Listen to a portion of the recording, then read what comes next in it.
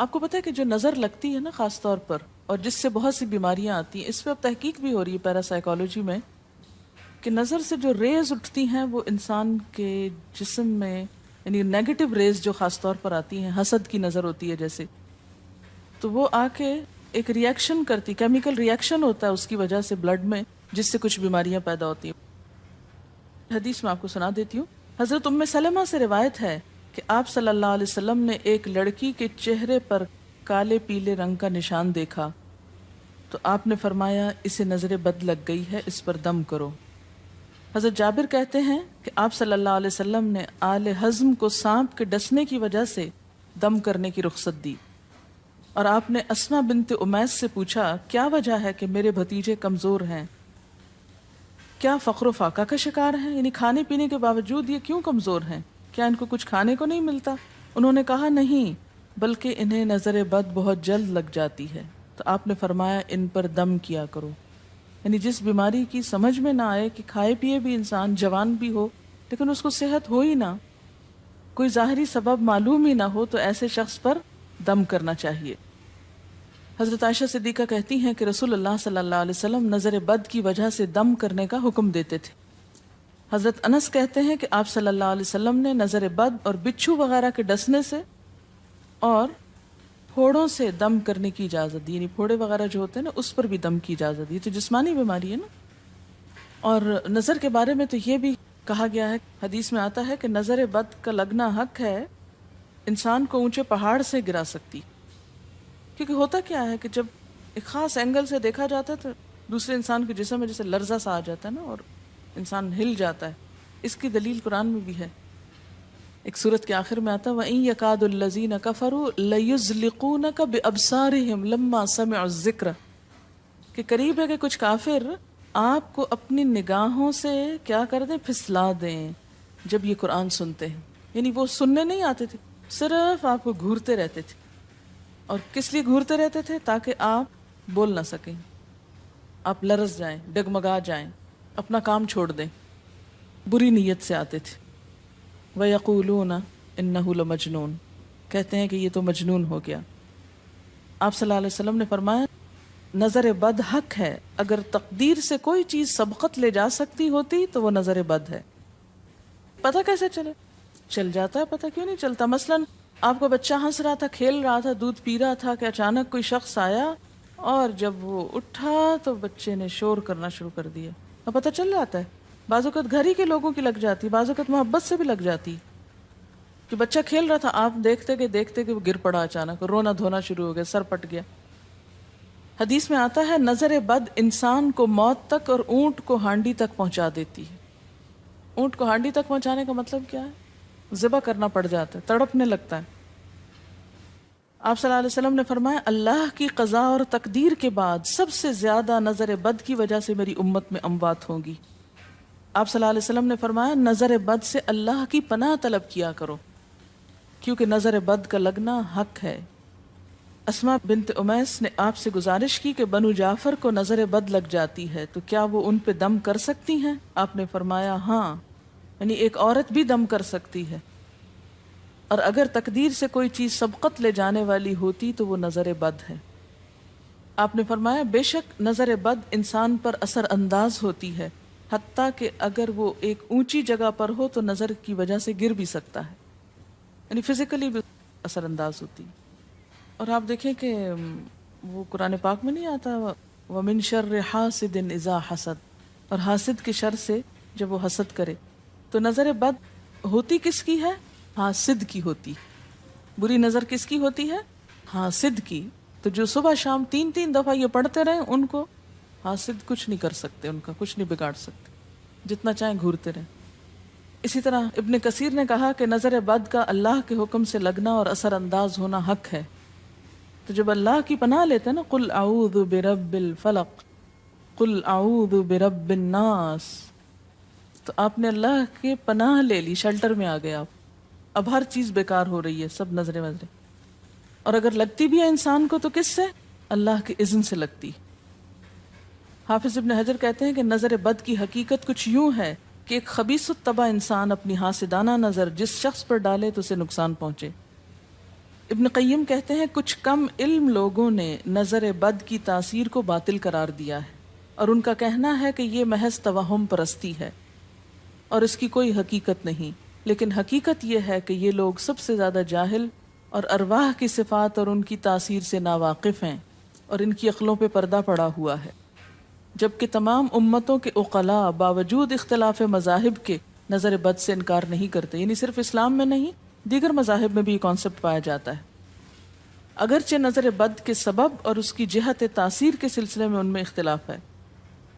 پھر کہتے ہیں اس میں کوئی شک نہیں کہ اللہ تعالیٰ نے جسم اور روحوں میں مختلف طاقتیں اور طبیعتیں پیدا کی ہیں اور ان میں کئی خواص اور اثر انداز ہونے والی کیفیات ودیت کی ہیں۔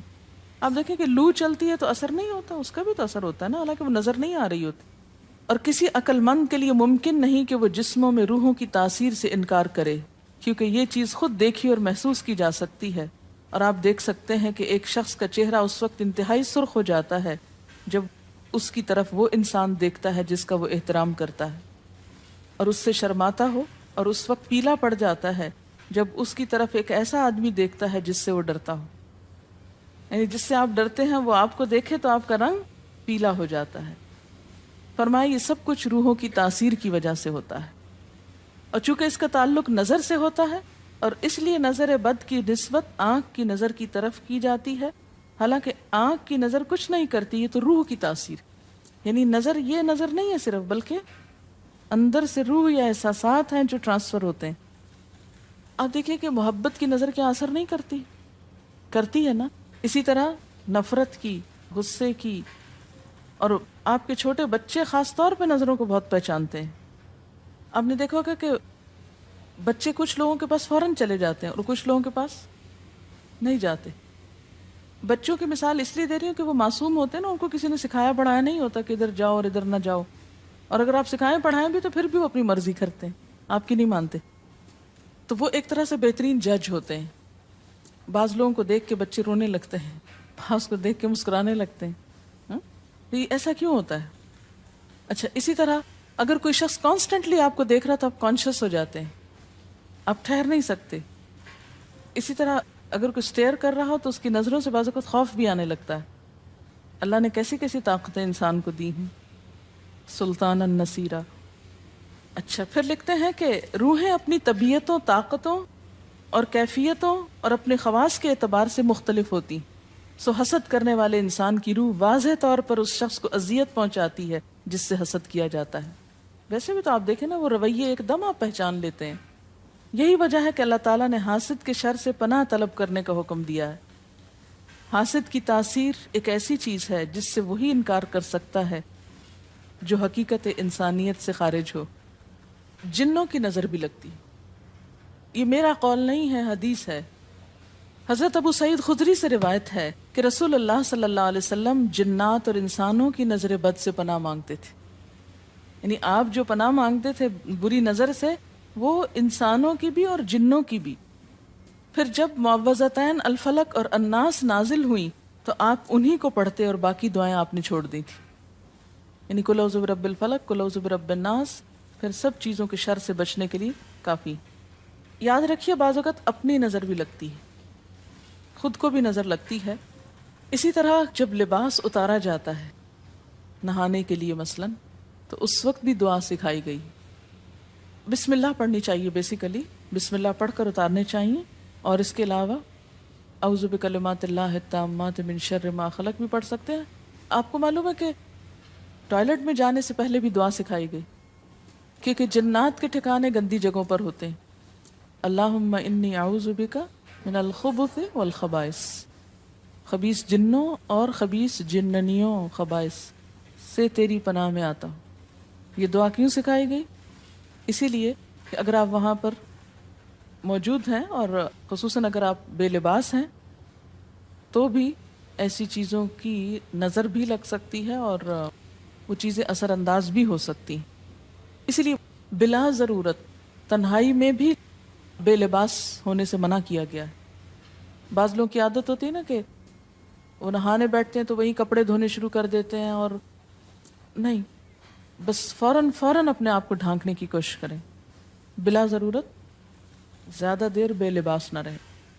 ایک حدیث میں آتا ہے، ابو امامہ کہتے ہیں کہ میرے باپ سہل بن حنیف نے غسل کا ارادہ کیا اور جب قمیص اتاری تو عامر بن ربیعہ ان کی طرف دیکھ رہے تھے۔ ان کا رنگ انتہائی سفید تھا اور جلد بہت خوبصورت تھی۔ عامر نے دیکھتے ہی کہا، میں نے آج تک اتنی خوبصورت جلد کسی کنواری لڑکی کی بھی نہیں دیکھی۔ ان کا یہ کہنا تھا کہ سہل کو شدید بخار شروع ہو گیا۔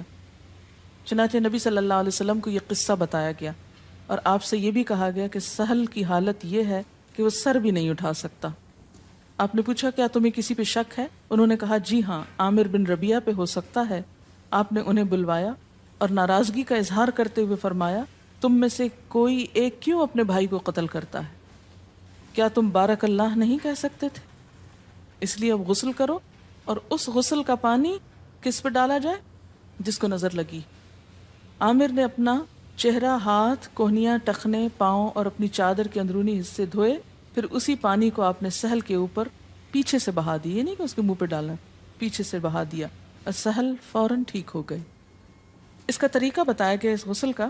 ابن شہاب زہری کا کہنا ہے کہ ہمارے زمانے کے علماء نے غسل کی یہ کیفیت بیان کی ہے، جس آدمی کی نظر لگی ہو اس کے سامنے ایک برتن رکھ دیا جائے جس میں وہ سب سے پہلے کلی کرے اور پانی اسی برتن میں گرائے، پھر اپنا چہرہ دھوئے، پھر اسی پانی کے ذریعے اپنے ہتھیلیاں، دائیں ہاتھ اور ہتھیلی پہ پانی بہائے، پھر بائیں پر، اور پھر دائیں کوہنی پر، پھر بائیں کوہنی پر، پھر بائیں ہاتھ سے اپنا دایاں پاؤں دھوئے، پھر دائیں ہاتھ سے بایاں پاؤں دھوئے، اور پھر اسی طرح گھٹنوں پہ پانی بہائے، اور پھر یاد رہے کہ سارا پانی برتن کے اندر جائے، اور اس کے بعد جس شخص کو نظر لگی ہو اس کے سر کی پچھلی جانب سے وہ پانی ایک ہی بار بہا دیا جائے۔ حضرت عائشہ کہتی ہیں کہ جس شخص کو بری نظر لگتی اس کو اسی طرح غسل کروایا جاتا۔ اب بعض اوقات یہ نہیں پتہ چلتا کس کی لگی، ایسی صورت میں پھر طریقہ کیا ہے علاج کا؟ مریض کے سر پہ ہاتھ رکھ کر یہ دعا پڑھی جائے، بسم اللہ ارقیک من کل داء یؤذیک من کل نفس او عین حاسد اللہ یشفیک بسم اللہ ارقیک۔